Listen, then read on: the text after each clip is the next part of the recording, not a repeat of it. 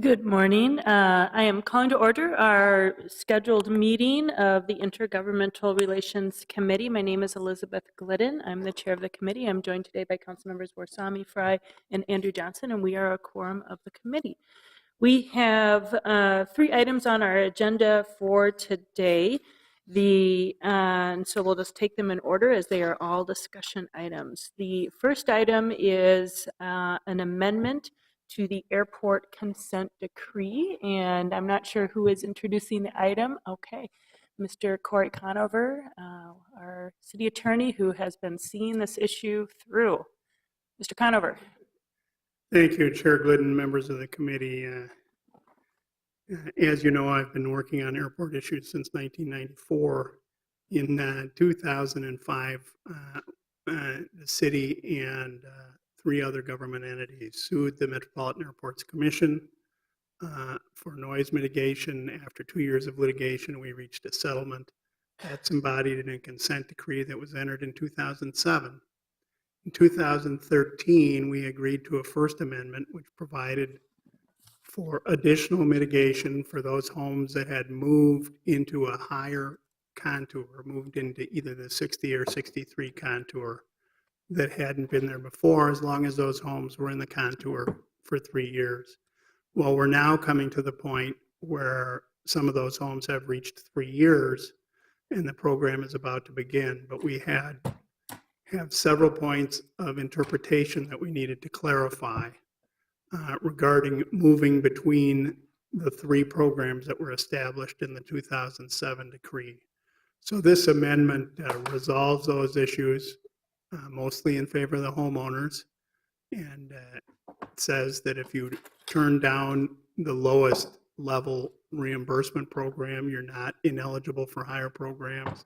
If you turn down the middle program, you're not ineligible for the highest program. And so we think those are valuable amendments. The other thing that's happened is that the statistical noise model that the FAA uses to determine eligibility for the use of various federal funds to fund the mitigation program, and that we're essentially compelled to use, that has changed, and they're no longer going to be updating the integrated noise model. They're instead using the Aviation Environmental Design Tool, or AEDT. For 2016, those lines are very similar, but they're not exactly the same. So there would be 2 blocks for the partial mitigation program and 5 blocks for the full program that would drop out if we used AEDT. So the MAC has agreed that for 2016, whichever line is better can be used for a particular home, but going forward, AEDT will be the model, and the consent decree will now use the words AEDT or any subsequent program. So that is basically what's happening with the Second Amendment. If there are any questions, I would happily take them. Well, thank you very much. Thank you for the work on what is a really complicated topic, but one that I know is watched very carefully by a lot of residents who continue to this day to monitor closely what is happening with the airport and the impacts of noise and noise pollution on our communities. I'm not seeing that anyone has questions right now, so I'm going to go ahead and move to approve this item, which is authoring a Second Amendment to the Airport Consent Decree to clarify the interpretation of certain provisions related to airport-funded noise mitigation and to account for the changes in the noise model used by the Federal Aviation Administration in calculating projected airport noise contours. And thank you very much for looking out for the residents in your work on this, Mr. Conover. Any discussion on the motion? Seeing none, on approval, please say aye. Aye. Opposed? And that item is approved. So thank you very much. Our next item is adoption of the 2017 legislative policy positions, process that we have been going through for several weeks now. Mr. Ranieri. Madam Chair, It'll go down. You don't need to move the mics anyway. So, okay. Gene Ranieri, the IGR director. This document in front of you has been presented to you in several formats over the last couple of weeks. Originally, there was a document that basically edited and put together all the edits and suggestions from city departments. It also includes all the new items that were suggested and presented to you 2 meetings ago. So this document would be our policies. The next document would be the agenda, which would be the 10 or 12 items we would work on during the legislative session. Some of the new items in here are some changes in criminal justice issues, which the city attorney has talked about, some training and funding, and some changes in police training, police procedures. Many of them tie right into the 21st century President's task force report. Also, some items dealing with reimbursement costs for military leave. Many of those items are here. There's nothing new added. It's all been presented in front of you before. I'll stand for any questions. Thank you. And yes, I think we've had a good opportunity to get a full review of the new items. I want to say a big thank you to your staff, who I just will say Lauren Olson is here, who focuses on the regional issues, but Melissa Lesh and Sasha Bergman, I'm sure, are off and running to do all the things that need to be done to prepare for the next legislative session. So special thank you to Sasha Bergman, who I know took a special leadership role this year in moving these items forward. I'm not seeing anyone who has questions, so I'm going to go ahead and move approval of the new additions and modifications to the existing legislative policy position document in anticipation of the upcoming 2017 legislative session. Discussion on the motion. Seeing none, all in approval, please say aye. Aye. Opposed? And that item is approved. Finally, we have what's a standing item on our agenda, our federal, state, and local legislative update.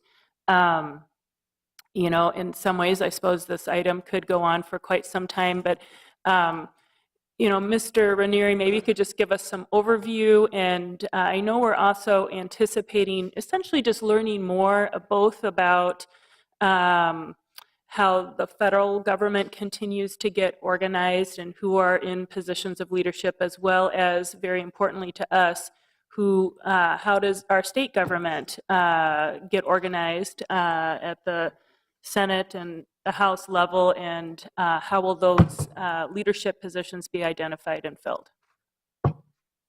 Madam Chair, thank you. First, starting with the state level, all 4 caucuses met last week and appointed and elected their leaders.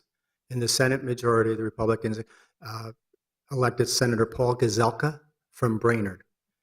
Senator Gazelka has served on the Tax Committee, Commerce Committee, and I think professionally is a insurance agent.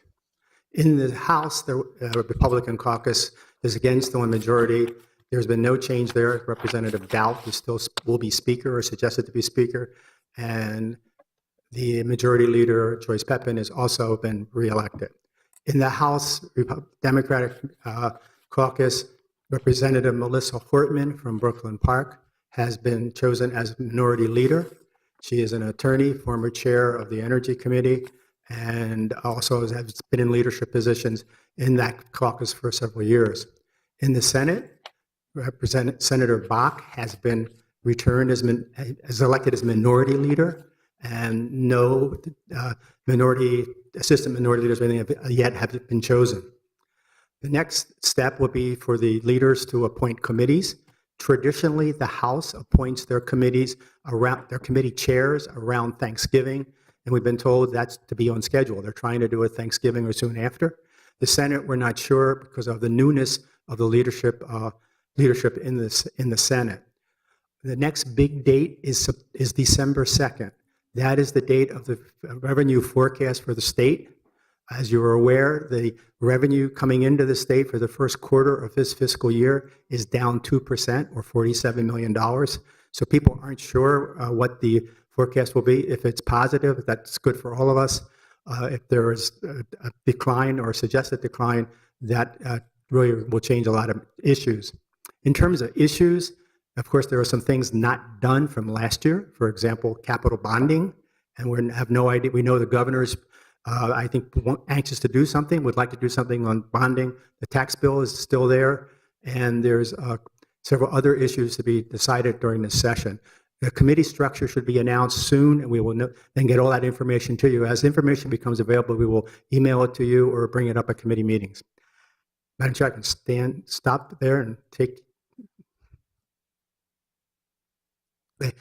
At the federal level, it's a little bit murkier. In this House, Ryan was elected Speaker again.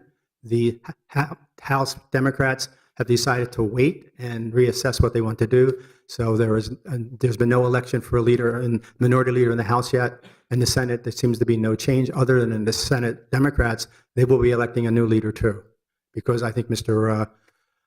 Senator from Nevada is, I think, retiring. In terms of where the first 100 days is, there's lots of confusion, lots of concern. The major issues to the fore right now for cities is the immigration issue, the sanctuary city issue, some of the tax issues, and of course infrastructure. That Mr. Trump is suggesting a lot, big spending and infrastructure. The question is, how is he going to do that? We are trying to get all the information together and get it to you. We've asked our Washington lobbyists to come in early January to brief the committee on what they know and what's happening in terms of the administration and who is going to be appointed. The transition team is in the process of appointing cabinet members, and as you can read in the newspapers, it's going a little slower than anticipated, but hopefully they'll have their cabinet and their relationships with the Senate, House, some hopefully together by January 20th. All right.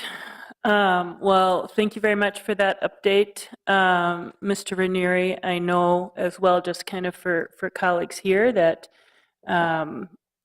we are fortunate to have some respected contract lobbyists who work in Washington, D.C., who are right now doing, I think they're earning their contract in terms of analyzing what is happening and helping respond to questions as they come up. So appreciation to Mr. Ranieri for the work of his team and in working with those contract lobbyists to make sure just we have good information as we move forward.